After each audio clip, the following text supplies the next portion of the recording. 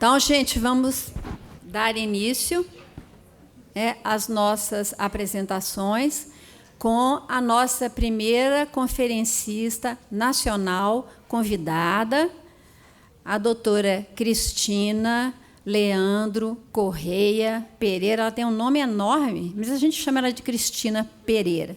Tá? A Cristina, ela é professora do Departamento de História da USP, doutora em História Medieval em Paris, coordenadora do LATIM, Laboratório de Teoria e História das Medievais. Se errei alguma coisa, a Cristina conserta aqui para mim. Tá? Então, é com prazer que a gente inicia a palestra da professora Cristina. Por favor, Cristina.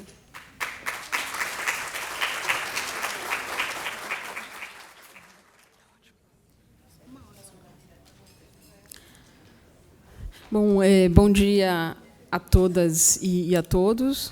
É um grande prazer, é uma grande honra de ter sido convidada para abrir esse 11º Congresso do SEIB, do qual eu venho participando desde 2003, em São João del Rei.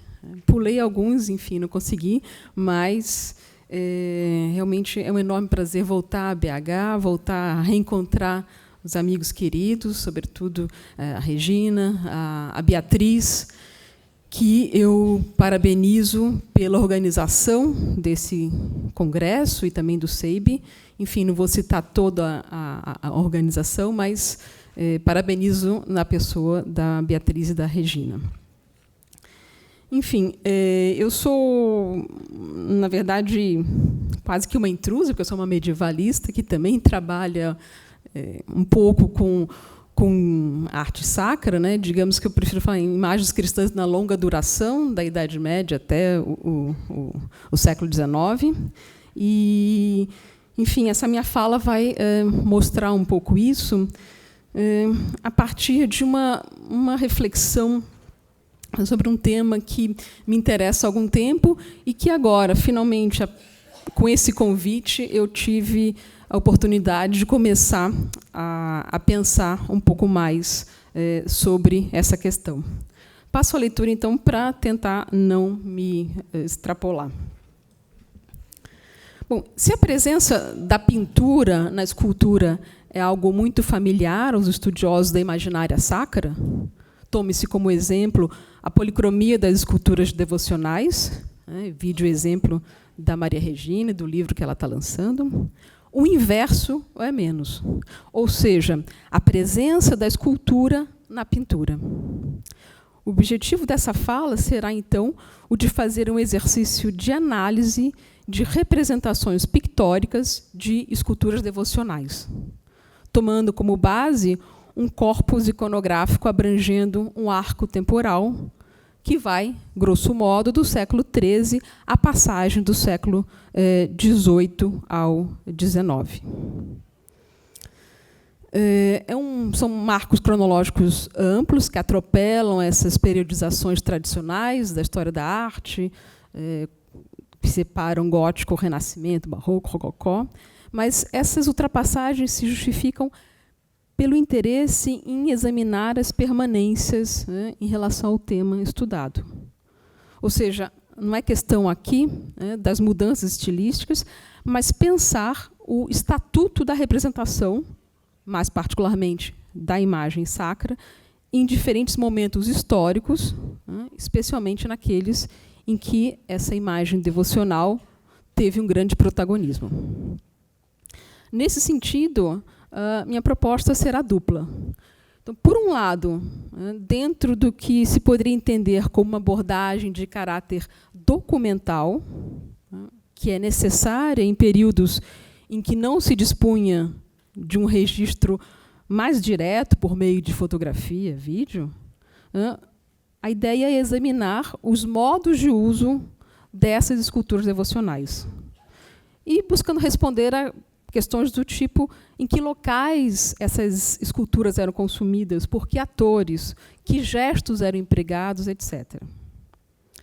Claro que, apesar dessa preocupação documental, não se pode esquecer que se trata, antes de mais nada, de representações, né, com lógicas, interesses e funções próprias, variando de acordo com cada contexto histórico. E, por outro lado, então, vai ser uma abordagem de natureza mais teórica, né, se atentando à questão da própria ontologia da imagem, ou da representação da imagem, né, partindo, então, de questionamentos do tipo: como se pensavam as imagens, como se davam a ver as imagens, como se distinguia uma imagem esculpida de um santo da visão, aparição do santo, ou da própria presença real do santo. Enfim, a partir dessa dupla investigação e de seus desdobramentos, o que eu espero é contribuir para os estudos sobre as esculturas devocionais na cultura cristã. Importante precisar que, para distinguir os dois tipos ou duas modalidades de imagens, eu vou chamar as imagens de imagens, ou seja, as esculturas representadas nas pinturas, né, que a gente poderia chamar de imagens elevadas ao quadrado, pelo termo mais simples de meta-imagens, no sentido de que o prefixo grego meta pode assumir de segundo, já que se trata de imagem segundo imagens. Esse prefixo ele também pode ter a ideia de sobre, a respeito de. Então, implicando uma certa reflexão sobre algo a partir daquele algo. Ou seja, essas meta-imagens fazem uma reflexão sobre as imagens que lhes servem de protótipo.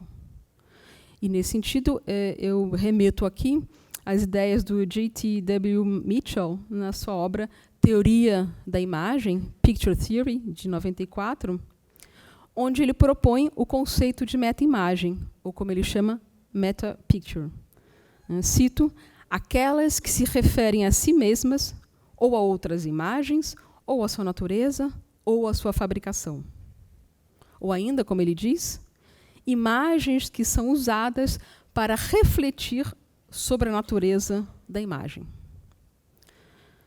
Então, essas imagens, essas meta-imagens do dossiê que eu apresento agora, elas não apenas refletem sobre a natureza e o funcionamento das esculturas devocionais, como também permitem que nós façamos isso. Então, passo para a primeira parte, que eu estou chamando de documental, e que eu dividi em 4 tópicos. Então, o primeiro é o que representavam as meta-imagens. A resposta curta, considerando esse recorte, poderia ser: representavam imagens devocionais esculpidas. Claro que há muito mais a dizer sobre isso. Não vou me alongar, mas é importante perceber que, no período que a gente está trabalhando, a partir do século XIII, o culto a imagens devocionais já são algo bem estabelecido, não é mais um problema como foi nos primeiros séculos cristãos. E eram imagens de culto, majoritariamente esculpidas, mas também pintadas, embora nesse dossiê eu vá me ater às representações apenas de esculturas.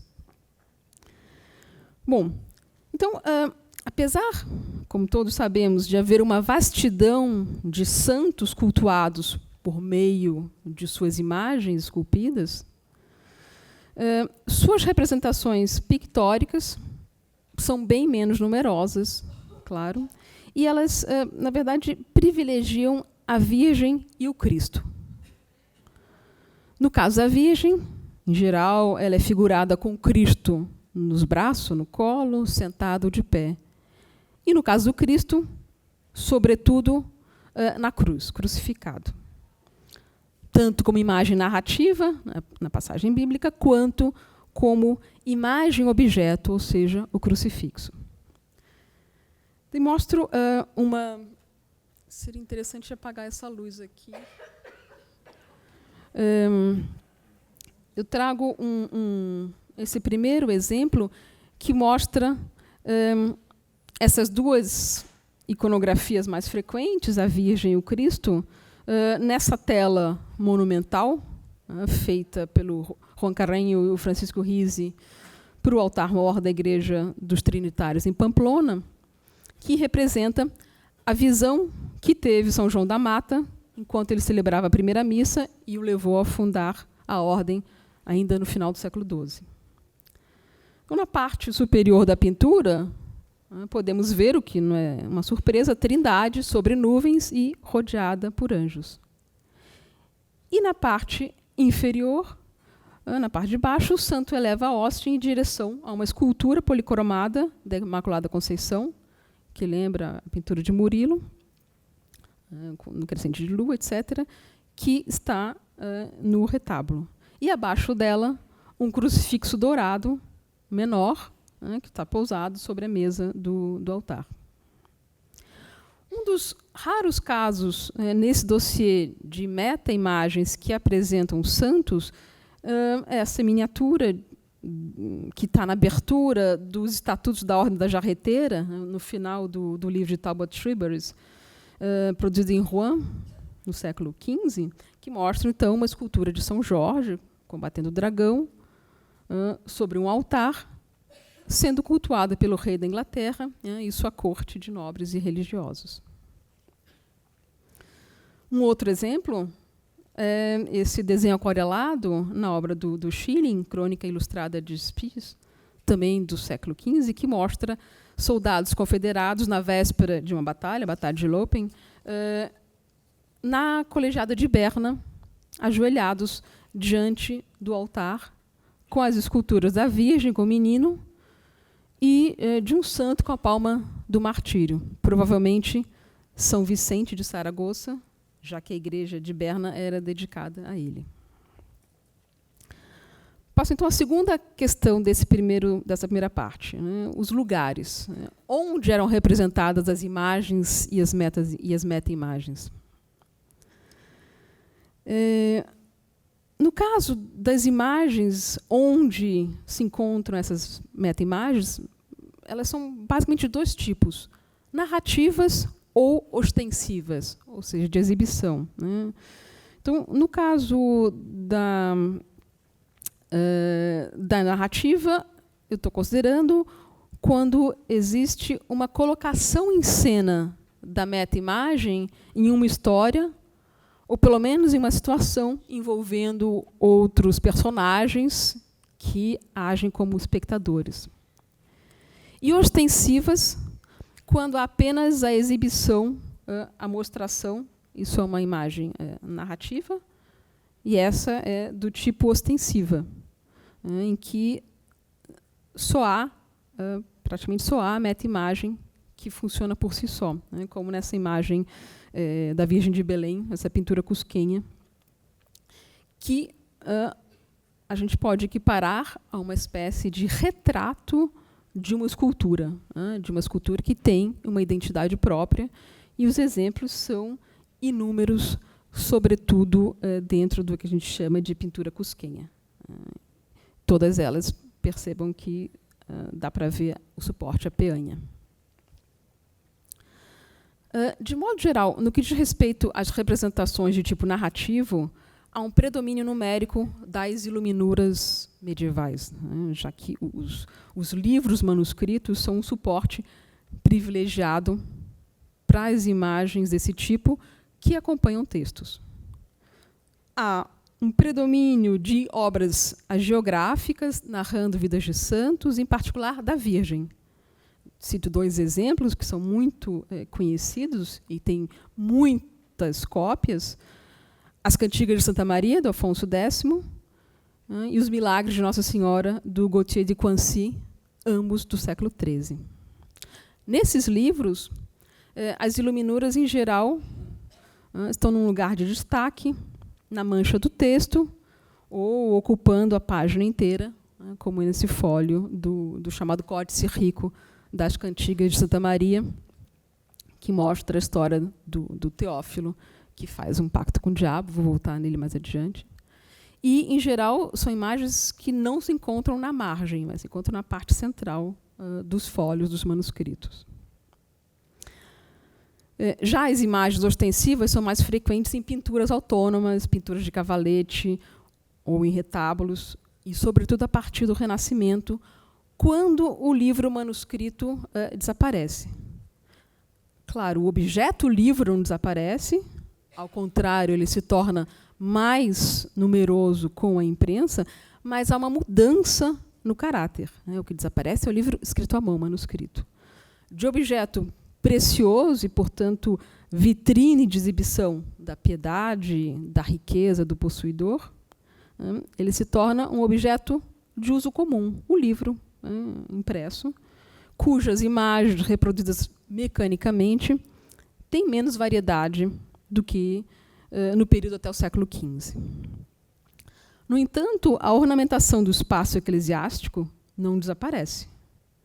E ela é até mesmo, em certo grau, intensificada com a ampliação do mobiliário litúrgico, por exemplo, com o retábulo. Isso fica muito bem exemplificado nessa gravura do Frei Matias de Irala, do século XVIII, que figura o altar-mor do Convento da Vitória, em Madrid, com a imagem de Nossa Senhora da Soledade entronada. No que concerne ao lugar das próprias meta-imagens, dentro das imagens, na maioria das vezes elas estão em altares, como nesses exemplos que eu mostrei até agora.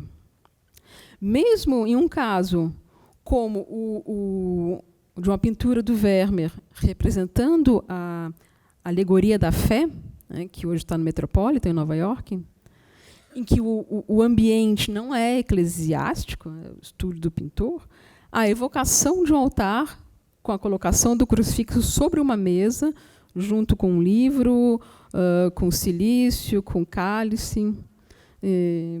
Posso citar outros, como essa pintura do século XVII, do Bartolomeu Roman, do Papa Celestino, diante de um pequeno altar doméstico, com uma caveira, um livro e o crucifixo.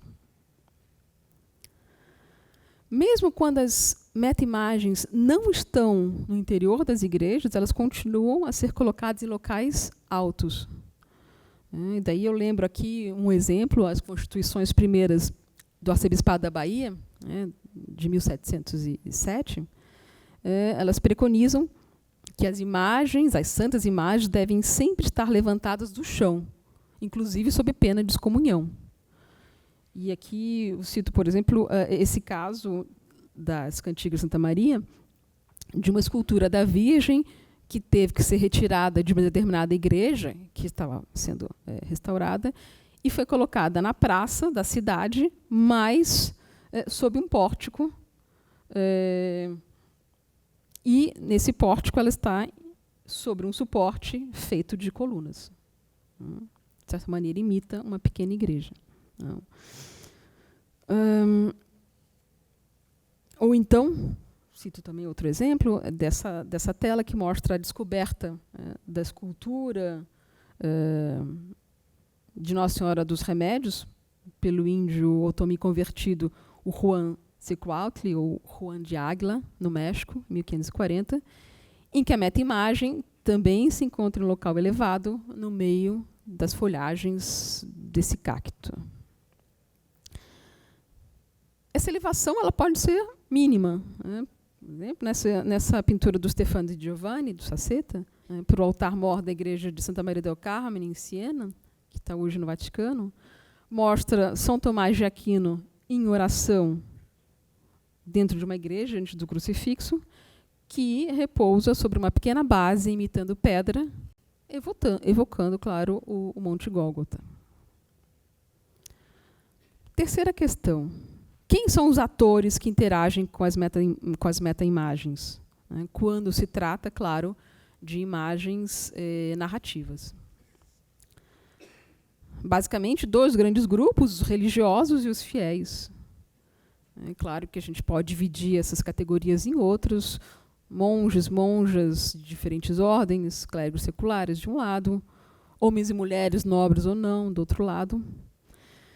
E é certo que a escolha dos interlocutores das imagens, das meta-imagens, ela geralmente é de grande importância, são personagens que se quer destacar por algum motivo. Um traço comum à maioria desses espectadores é o fato de serem cristãos. Maioria, mas não exclusividade. Não só apenas há cristãos. Cito um exemplo, não é muito frequente, mas existem, como essa miniatura dos Milagres de Nossa Senhora, do Gautier de Quancy, em um manuscrito que foi iluminado pelo Jean Poussel, que mostra um muçulmano, um sarraceno, como diz o texto, ajoelhado diante de uma escultura da Virgem sentada com o menino no colo. O texto, que é o Milagre 32, narra que o referido sarraceno tinha uma escultura, na verdade, desculpa, ele tinha uma pintura da Virgem, da qual ele gostava muito por razões estéticas. Um dia ele começou a pensar na possibilidade da encarnação, duvidar, e disse que se converteria caso ocorresse algum milagre. Ora, imediatamente, a imagem começa a ter os seus seios, a brotar seios e a jorrar óleo desses seios. E, claro, ele se converte. E o texto ainda aproveita para aconselhar os clérigos a tratar bem as imagens, a limpar, etc. Então, interessante que o texto fala em pintura, fala em tablete, mas, nesse caso desse manuscrito, a imagem mostra uma escultura. Talvez uma solução para dar conta melhor dos seios que estão em destaque nessa meta-imagem. Bom, passo à última questão dessa primeira parte, os gestos. Quando se examinam os atores, é importante também examinar os gestos que eles fazem, e que muitas vezes servem para a identificação desses personagens. E também os gestos que fazem as próprias meta-imagens. Então, é um subdossiê que se divide em dois, fazendo quase que uma bonequinha russa aqui, abrindo. Enfim, a gestualidade mais usual dos espectadores das meta-imagens é a que tradicionalmente se usa, se representa, para indicar devoção ou pedido de intercessão, ou seja, de joelhos, de mãos postas diante da meta-imagem, como nesse caso que está projetado aqui. Mas os gestos podem também envolver um contato direto, e que é mais frequente com personagens que são mais próximos, os religiosos. Cito, entre os vários exemplos, esse retrato do Velázquez, da abadesa Jerônima de la Fuente. Segurar, carregar em procissões também, extremamente frequente. E trago aqui um exemplo de uma imagem da vida de Santa Hedwig, do século XIV. No folio 137 tem a representação na parte de cima, no registro superior, da abertura do túmulo da santa, e no inferior a translação de suas relíquias. Então, a procissão que reúne clérigos, laicos, e o primeiro bispo carrega a caveira aureolada, interessante, da santa, e o segundo uma imagem pequena da Virgem, coroada com o menino. E depois, esse outro personagem, provavelmente um cardeal, talvez, carrega um osso do braço. Na verdade, o braço com a parte do osso à vista. Então, essa presença das imagens, das esculturas, das meta-imagens sendo carregadas em procissões, era, claro, uma forma de demonstrar prestígio. Era frequente em procissões que acompanhavam ou para receber outras pinturas ou determinadas festas. Então, também os exemplos de pinturas, de procissões, em que aparecem as meta-imagens sendo carregadas, portadas em andor, portadas nos braços, também são muito numerosas. trouxe 3 exemplos aqui, um pouco colhidos ao acaso, enfim, que a gente vê uma ou mais esculturas, aqui, por exemplo, sendo carregadas, essa última, essa pintura sevilhana, que mostra o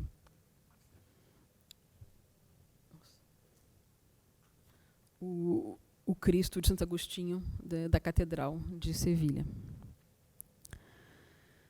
Em muitas dessas procissões carregavam-se cruzes e crucifixos, mas os crucifixos, e as cruzes também, eles se prestavam a uma manipulação mais ativa ainda, além do que esse portamento.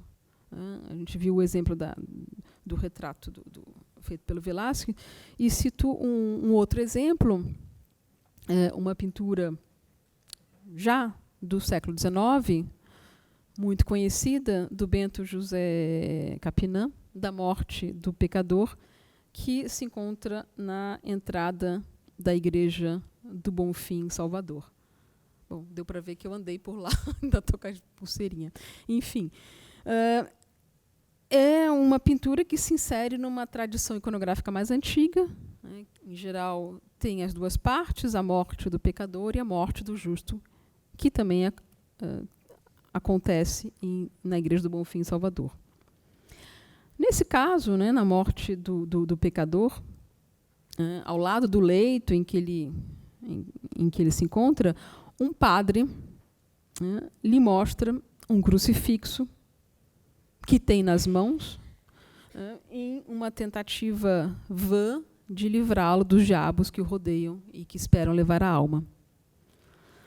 Nesse caso, não se trata de uma função cultual da meta-imagem, mas uma função moralizante, soteriológica e também didática, uma vez que o religioso aponta para o Cristo na cruz, indicando não só o exemplo que deve ser seguido, mas buscando também provocar a compunção no moribundo, indicando o sacrifício feito pela divindade em nome de todos os homens.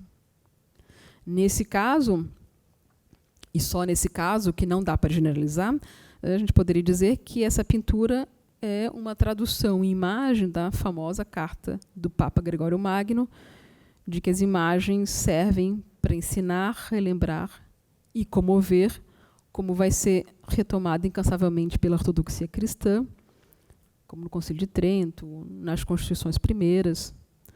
E chama a atenção sempre que, muitas vezes, se reduz essa carta do Gregório a somente ensinar. Ele fala de 3 coisas: ensinar, relembrar e comover. O gesto do pecador é o contraste do que se esperaria de um fiel em oração. Um gesto de recusa, o rosto se desvia.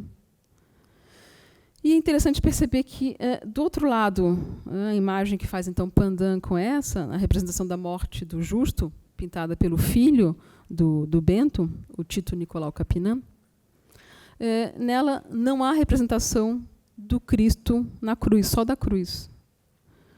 Ou seja, não é um crucifixo. E é interessante podermos sugerir que o justo não precisaria de uma imagem pedagógica, já que ele já segue os preceitos da religião cristã. Uma possibilidade. Bom, voltando aos gestos, era comum que os gestos dos espectadores demonstrassem relação de afeto, como o ósculo ou o abraço. O que faz, por exemplo, São Luís, nessa miniatura de uma geografia dele, composta pelo Guillaume de Sampatos, do século XIV, em que ele está abraçando e beijando o crucifixo dourado que lhe é exibido pelo bispo. Outra classe de gestos positivos que podem ser encontrados em relação às meta-imagens é a sua fabricação ou policromia. Cito o exemplo da confecção milagrosa da escultura de Nossa Senhora dos Amparados, de Valência. De acordo com a lenda, foi feita por 3 anjos, aqui ajudados por vários putti. Ou então, 4 séculos antes, de uma miniatura do Apocalipse de Lambeth, que mostra um monge pintando uma escultura da Virgem. em cima de uma coluna. É interessante observar que a Virgem tem o corpo ainda mais torsionado do que as esculturas góticas típicas e parece se inclinar em direção ao monge que lhe toca com o pincel na mão levantada. De novo, não é uma cena de devoção, exatamente, mas na borda da imagem, na parte de cima, se pode ler o pedido de intercessão em rimas que é feito a ela, que diz: Memento mei, amica Dei. Lembre-se de mim, amiga de Deus. Depois dessa informação, pode-se sugerir, como Michael Camilo fez, que a posição inclinada da Virgem seria uma forma de projetar uma resposta positiva dela, que estaria, então, assim, cumprindo seu papel de intercessora. Bom, se os gestos positivos de devoção são os mais comuns, não raramente há gestos negativos dirigidos às meta-imagens. Basicamente, os atos iconoclastas. Muito frequente no final da Idade Média e no início da Idade Moderna, em geral imputados, de forma historicamente justificada ou não, a judeus e protestantes.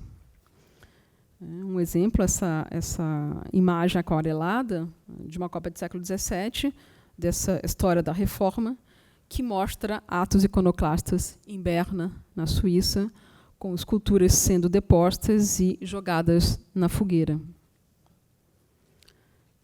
Ou então essa outra pintura do século XVII, do Steenwijk, que mostra uma cena de iconoclastia que é interessante, que ela é bem organizada. Vocês podem ver os personagens retirando as esculturas, mas na parte de baixo tem esse personagem que dá as ordens, ou seja, instrui como deve ser feita essa iconoclastia. E não tem dúvida da iconoclastia, porque ele está sentado numa pilha de pedras, de já imagens retiradas, e aparece uma criança carregando uma escultura menor, contribuindo para essa pilha de esculturas destruídas ou a serem destruídas. Quando esses atos iconoclastas são performados por judeus, é muito comum que a escultura atacada seja de um crucifixo, de forma a relembrar, a reencenar a paixão do Cristo. Como nessa tela do Francisco Fernandes, que está no Prado hoje, em que se pode ver um realismo na representação do corpo do Cristo para reforçar a ideia de sofrimento, além do caráter de milagroso dessa imagem que fala, que, enquanto está sendo agredida, que interpela os agressores perguntando: por que me maltratais, sendo vosso Deus verdadeiro, sendo eu vosso Deus verdadeiro. Ou então essa outra do Francisco Rizzi, que também está no Prado, e que mostra uma família de hereges atacando um crucifixo pendurado, com instrumentos cortantes, etc. E há ainda uma coisa que tem que se considerar quando nesse dossiê, que são os gestos feitos pelas próprias meta-imagens. Então, por um lado, os gestos dos espectadores em relação às meta-imagens, e do outro, os gestos das próprias meta-imagens. Isso ocorre, sobretudo, quando se quer deixar claro que elas são imagens milagrosas, que essas meta-imagens são esculturas milagrosas. Também há muitos exemplos, e talvez esse seja um dos grandes interesses, uma das grandes motivações para a figuração das meta-imagens, já que esse recurso da pintura, da escultura, é muito eficaz para dar conta desse tipo de comportamento milagroso, já que são potencialmente narrativas. Então, o mais frequente é que as meta-imagens elas atuem para recompensar aqueles que lhes fazem boas obras ou que as cultuam adequadamente. mostrando que os pedidos vão ser aceitos, como naquele caso do pintor do Apocalipse de Lambert. Eu cito um outro exemplo muito conhecido, que é uma passagem do da vida de São Bernardo, que a Virgem o aleita em reconhecimento da obra dele, em seu benefício, em seu louvor. Em geral, as imagens representam essa cena como se fosse uma visão ou uma aparição da Virgem. Mas, nessa pintura do Alonso Cano, encomendada para a Igreja dos Capuchinhos em Toledo, é uma escultura da Virgem sobre uma peanha acima de um altar, de cujo seio jorra leite para a boca do santo, reforçando, por um lado, a ideia de imagem milagrosa e, por outro, a atitude devocional exemplar de São Bernardo. Ainda outros exemplos em que não há exatamente um gesto físico realizado pela meta-imagem, no sentido de que ela não se move, mas ela fala. A imagem sai de sua boca com ou sem o suporte filactério. Normalmente, quando se trata de uma imagem medieval, essa inscrição está numa tira, que a gente chama de filactério, e posteriormente não é necessário. Então, cito aqui esse exemplo de um outro manuscrito da obra do Gautier de Coancy, uma inicial A, uma letra A, no interior dessa letra. Então, vê-se o autor da obra, o próprio Gautier, ajoelhado, de mãos postas diante da escultura da Virgem, que está no altar, que se inclina na direção dele. Atrás aparece Deus Pai, abençoando a cena. E observo, então, que, ligando a Virgem e Gautier, existe então, essa tira, o filactério, que Gautier segura entre as mãos de um lado e a Virgem do outro. Além disso, a Virgem aponta o indicador na boca, quase coloca na boca do Gautier. E no filactério, a gente lê o seguinte: a Mãe de Deus me deu uma matéria. Ou seja, é ela que alimenta as palavras que ele vai escrever, que ele vai contar. Como eu disse, então, a partir do final da Idade Média, é mais frequente que essa fala ela esteja escrita diretamente na pintura, como a gente viu no caso do crucifixo maltratado pelos judeus, ou aqui nessa parte do dossiê, em conversas positivas, vamos chamar assim, como nessa pintura do Pedro Berruguete, de São Pedro Mártir, em que há a fala de um lado e do outro, ou nessa pintura do Murilo, em que o crucifixo revela a São Tomás de Vilanova o dia de sua morte. A imagem disso é morrer no dia da Natividade da Virgem, 8 de setembro. Mas as meta-imagens, elas ainda podem agir punitivamente, castigando o interlocutor. Então, esse é um caso que a gente vê, por exemplo, em outra miniatura do Códice Rico das Cantigas de Santa Maria, que conta a Cantiga 59, que fala de um milagre de uma freira que ia fugir com seu amante cavaleiro, o que fez a estátua da Virgem chorar, e o Cristo crucificado, o crucifixo, libertar o braço direito e esbofetear. Então, é interessante, nesse caso, a escultura da Virgem permanece no altar imóvel, mas o Cristo na cruz tem o braço estendido para baixo.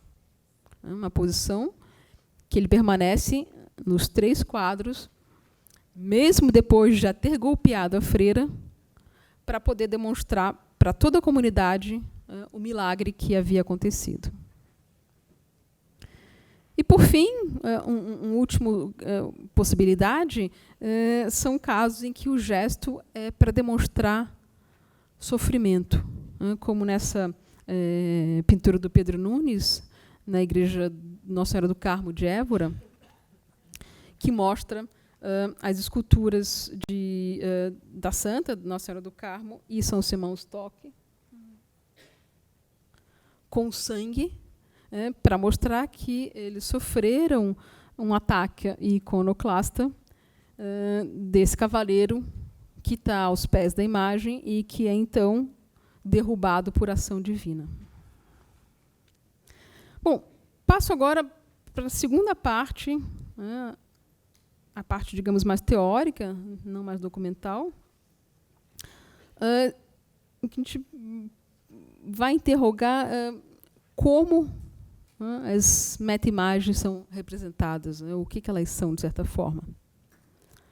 Bom, existem vários modos de representar as imagens cristãs, e que eu chamo aqui de meta-imagens é apenas um deles.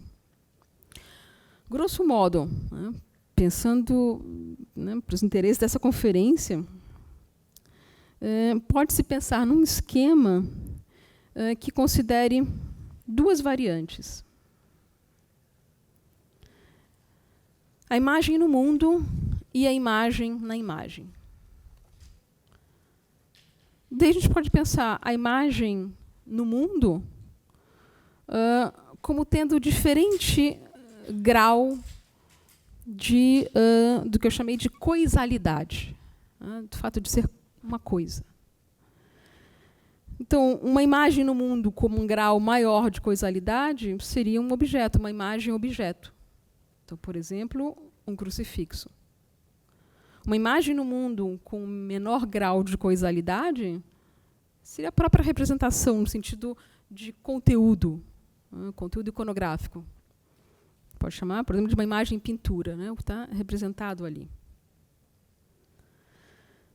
Se a gente for pensar a imagem na imagem,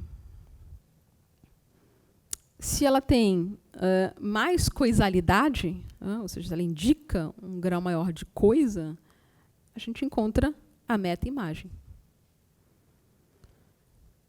Se ela tem menos coisalidade, a gente vai encontrar o quê? A visão, a aparição, ou uma imagem intelectual, como uma metáfora, uma alegoria. Então, se a gente tomar o exemplo do crucifixo, do Cristo na cruz, como eu disse, a imagem objeto seria o crucifixo. Essa imagem pintura, o conteúdo iconográfico, seria a representação da paixão do Cristo, o Cristo na cruz. Geralmente com a Virgem, com São João embaixo. A meta-imagem, é o que a gente viu, é a pintura do crucifixo. E a visão de um crucifixo que aparece para alguém num sonho, enfim. Agora, isso é muito simples do ponto de vista teórico, mas quando se vai olhar para a imagem, nem sempre é fácil perceber essas diferenças, tanto em épocas em que havia preocupação com mimesis, quanto em épocas em que não havia essa preocupação, como é o caso da Idade Média. Já que, muitas vezes, as meta-imagens e as imagens pintura, vamos chamar assim, podem compartilhar do mesmo estilo, da mesma policromia. Aliás, são raros os casos em que é representado o material sob a pintura da meta-imagem. A gente vai ver isso acontecer, sobretudo com relicários. Dou um exemplo aqui.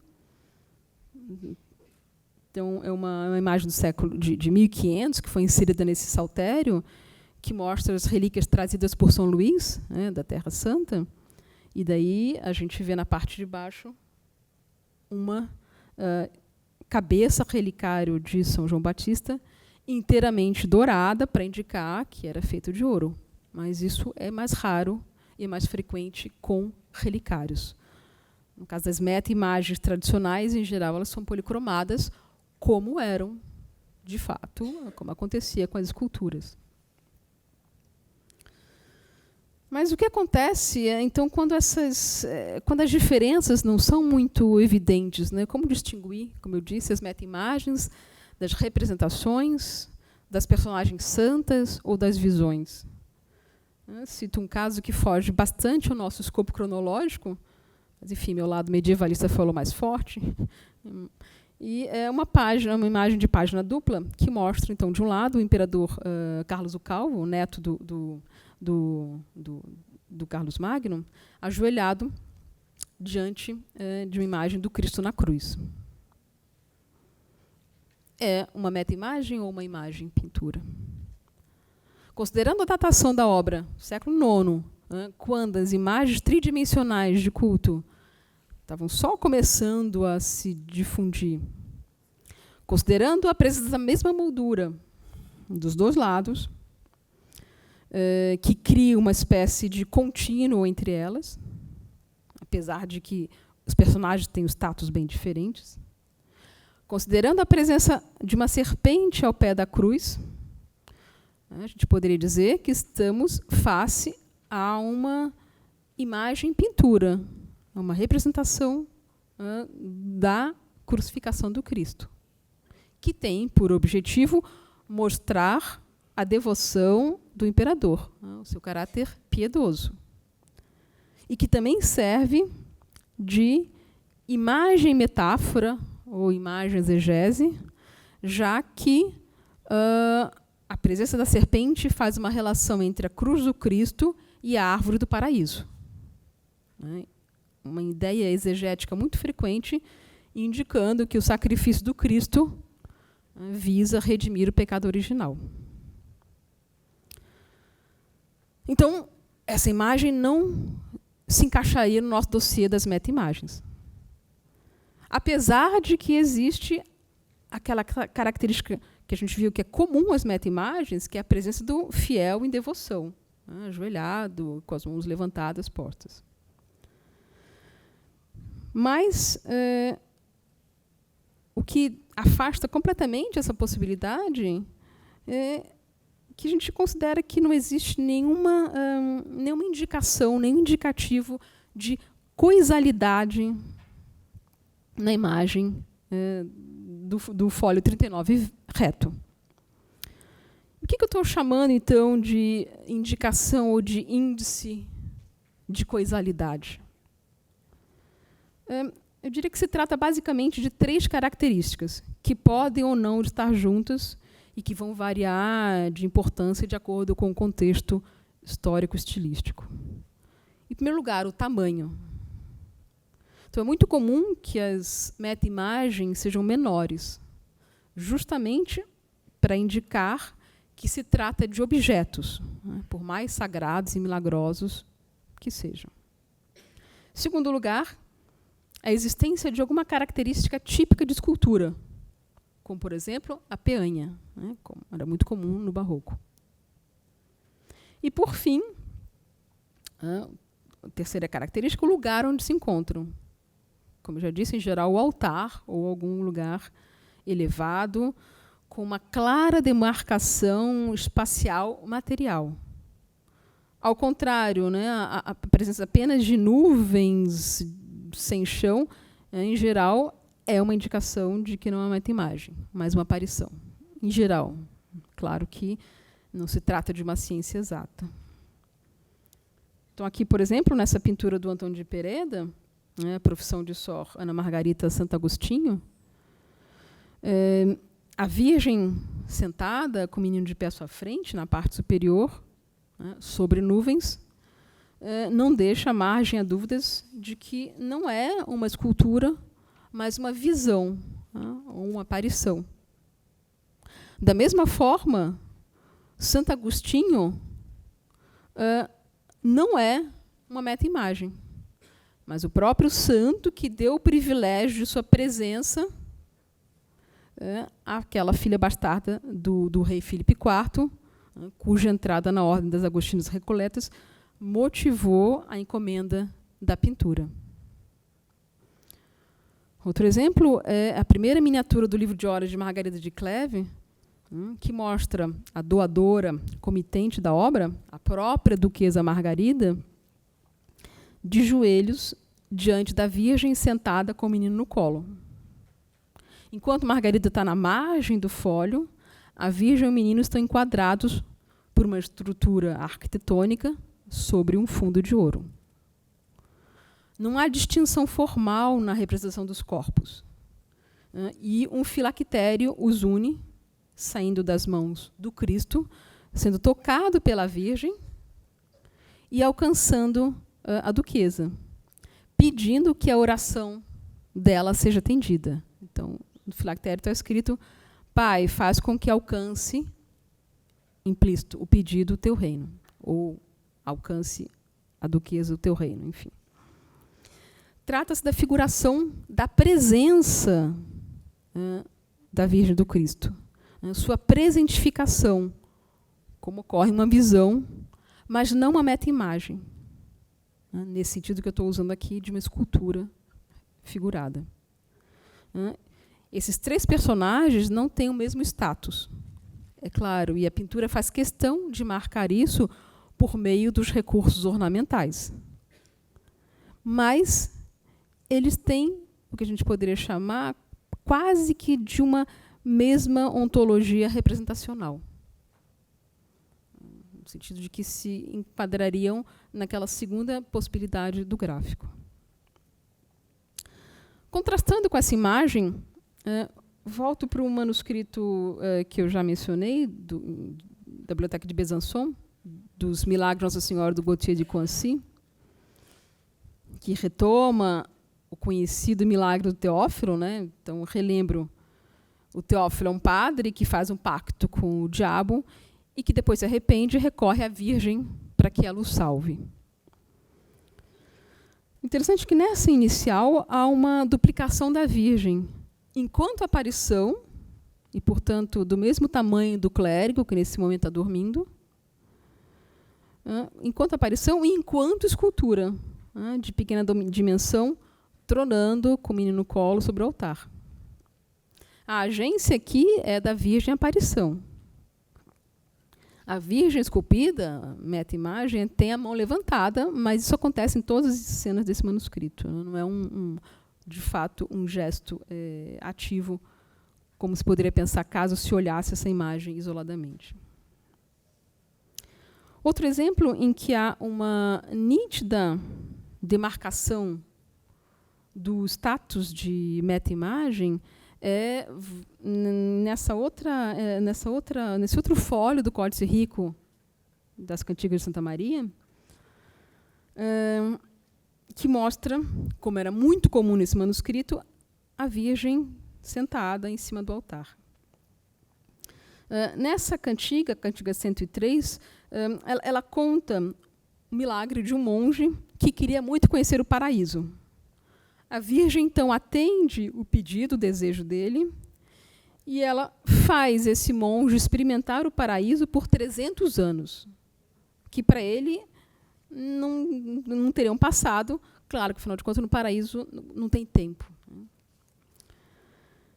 Então, a meta-imagem ela já aparece no primeiro quadro, à esquerda, no alto, e no último, à direita, abaixo, iniciando e concluindo o milagre. E sempre na mesma posição, de frente, no altar, o altar ornamentado. E é interessante observar que a imagem faz questão de marcar a passagem do tempo pela diferença no portal, de onde sai o monge e por onde ele entra, para marcar que se passaram 300 anos e que a igreja, o mosteiro, cresceu. Mas a escultura da Virgem permanece a mesma. É a meta-imagem, é a escultura. A representação desse objeto. Um exemplo um pouco mais complexo, tanto do ponto de vista teológico quanto figurativo, é essa pintura retabular, muito conhecida dos Sete Sacramentos, do Van der Weyden, do século XV, que mostra, no primeiro plano, na parte central, a cena da crucificação, com as Três Marias, São João consolando a Virgem, todos ao pé da cruz, aos pés da cruz, que está plantada no solo de uma igreja, como se fosse uma escultura do crucifixo. Porém, o Cristo que pende da cruz tem o mesmo tratamento realista que os demais personagens. considerando o caráter alegórico da pintura, não é estranho encontrar essa cena em meio às outras do resto do retábulo que mostram episódios comuns à vida cristã, embora nem sempre adequados para o interior de uma igreja, como o moribundo na cama de um lado. Mas, ao fundo da parte central, vê-se um padre elevando a hóstia diante de uma escultura da Virgem, sentado, menino no colo, em um retábulo também esculpido. Ou seja, nessa pintura do Van der Weyden, há, de um lado, na parte, primeiro plano, uma cena bíblica transplantada para um outro cenário, com fins teóricos, que serve de alegoria, de construção moralizante, etc. E, ao fundo, uma cena litúrgica, contemporânea ao pintor, que mostra o uso mais convencional, ou seja, o uso devocional das imagens sacras.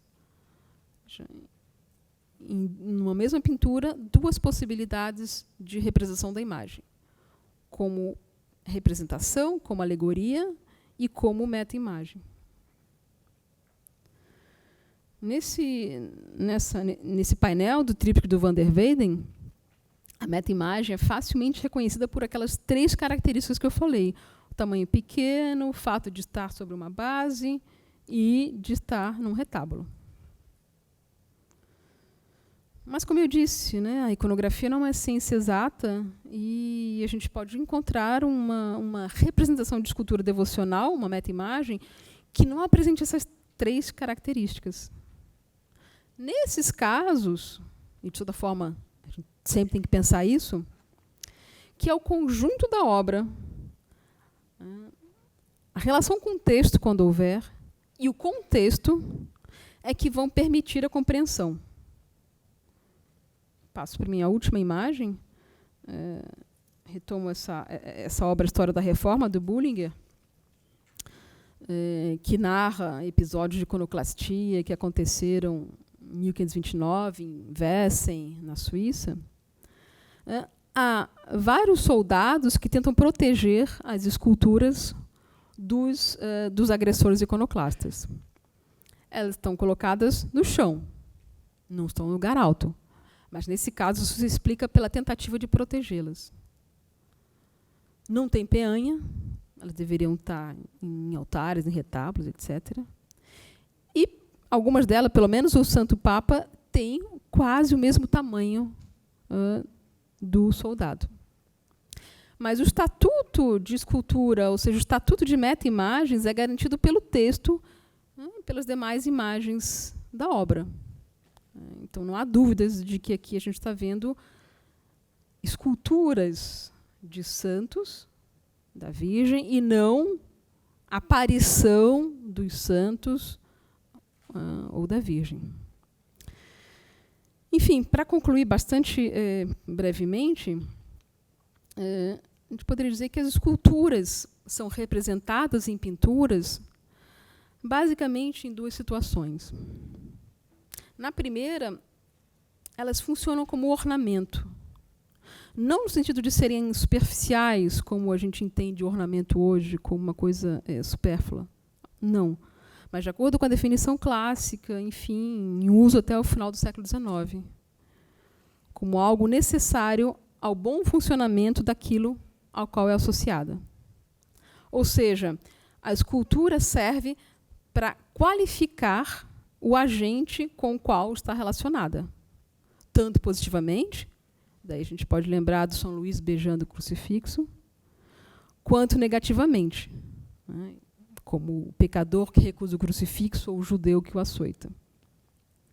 Nesses casos, as meta-imagens servem para conformar um determinado comportamento. São o objeto ao qual a ação é destinada. O fiel que beija, o herege que açoita, etc. A segunda situação, as meta-imagens são o sujeito da ação. São pinturas que colocam em cena as potencialidades de uma determinada escultura viva, milagrosa, né, como aquele crucifixo que fala ou que esbofeteia. Em suma, daí eu concluo já, só lembrando que há todo um campo de estudo sobre a imagem a partir da própria imagem. Isso, obrigada.